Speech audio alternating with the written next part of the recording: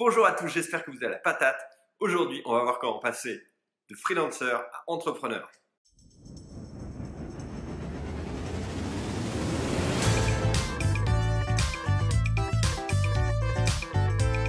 Alors d'abord, je voulais vous remercier d'avoir répondu à mes questions dans la vidéo précédente. Ça m'a donné pas mal d'idées, mais continuez.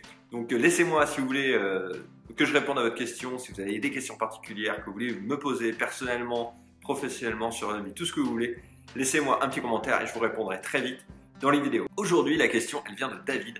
Alors David, il m'a envoyé un petit message.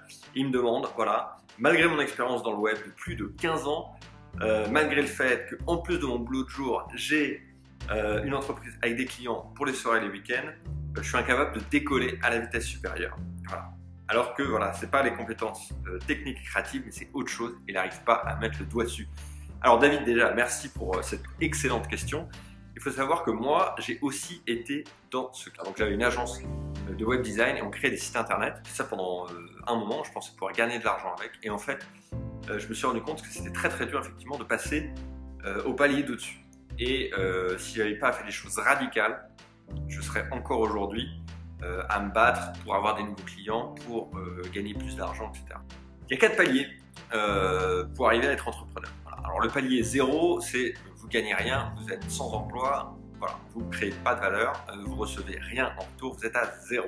Après vous avez le deuxième palier, c'est quand vous êtes salarié. Alors là déjà vous gagnez de l'argent, donc bravo.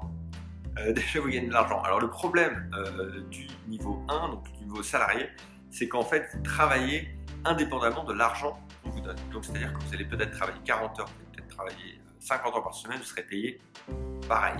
Si vous travaillez 20 heures, vous serez payé pareil aussi. Donc ça marche dans les deux sens.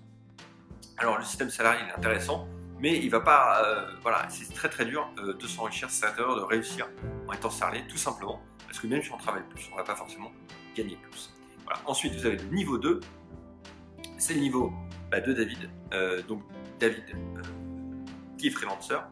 Donc le niveau 2, déjà vous êtes payé à l'heure. Donc si vous travaillez plus, vous allez gagner plus, c'est déjà pas mal, c'est un très très bon début. Donc quand vous êtes freelancer, donc bravo, vous êtes déjà à un niveau où vous êtes capable de facturer des gens pour vos services. Donc ça veut dire que vous avez de la valeur, vous apportez de la valeur. Et qu'en échange, vous en gagnez. Alors le problème d'être freelancer, c'est qu'on gagne suffisamment.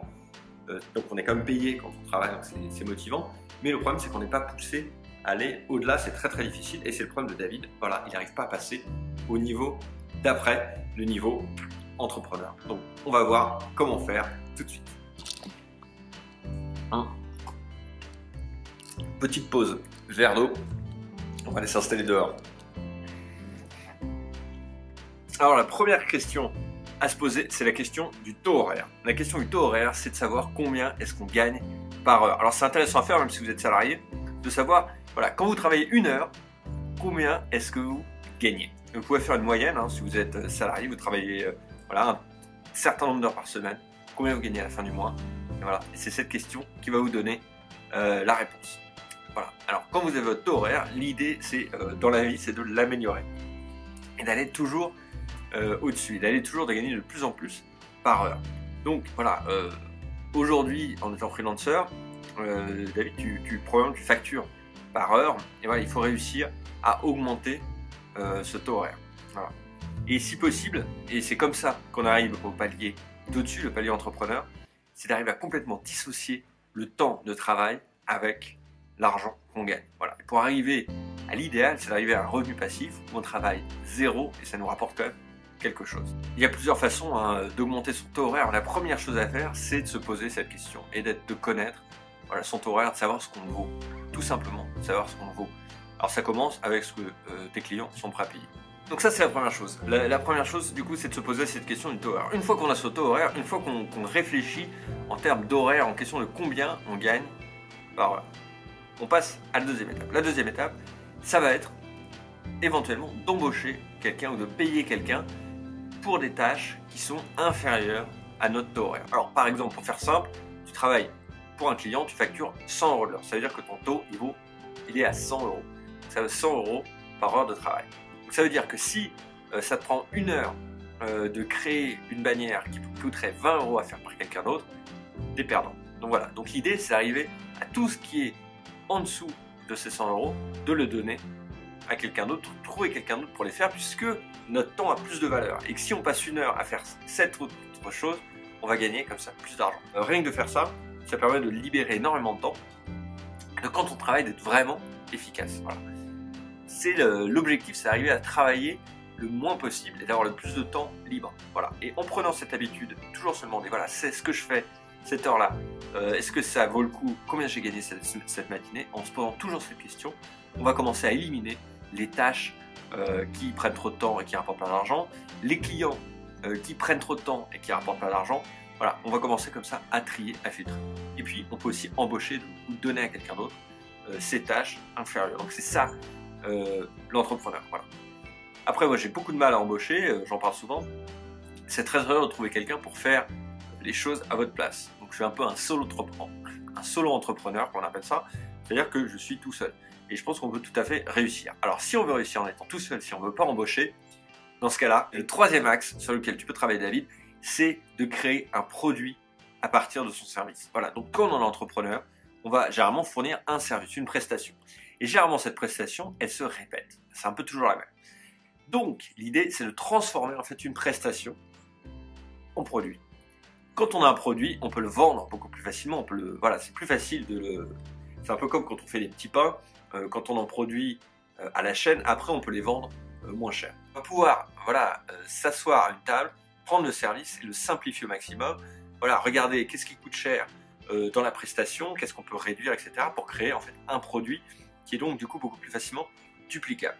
Et on rentre, une fois qu'on a un produit, là on commence à vendre et on commence à dissocier justement son temps de travail avec l'argent qu'on gagne, puisque quand on vend un produit, on peut en vendre 10, on peut en vendre 10 000, ça coûte le même prix à produire, surtout quand on a des produits virtuels comme nous. Donc voilà, donc si aujourd'hui tu as des clients qui payent pour un service, ça veut dire qu'ils sont prêts à payer pour un produit. Donc par exemple, si ton service, je ne sais pas, d'installer WordPress pour des gens, et ben le produit à vendre, ça va être un pack WordPress. Donc au lieu d'aller à chaque fois de créer un truc, de faire une prestation personnalisée pour chaque client, l'idée c'est de créer une prestation standardisée. Comme ça on peut répéter, on peut vendre. Voilà. Et toujours donc avoir cette logique de gagner plus d'argent au taux horaire, donc d'améliorer son taux horaire.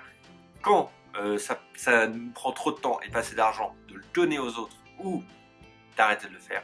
Et le troisième, c'est de réfléchir à comment transformer ces services en produits.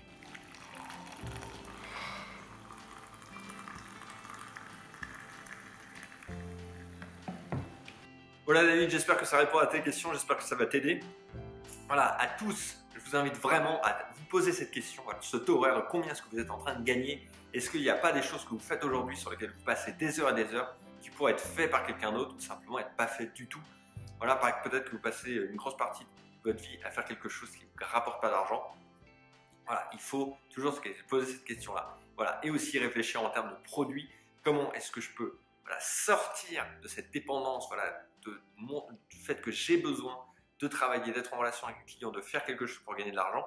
Comment est-ce que je peux créer un produit, quelque chose qui va répondre à ses besoins, mais d'une façon beaucoup plus automatisée? Et surtout, vous sortir de cette mentalité de freelancer où on est payé quand on travaille. Il faut réussir à gagner de l'argent quand on dort.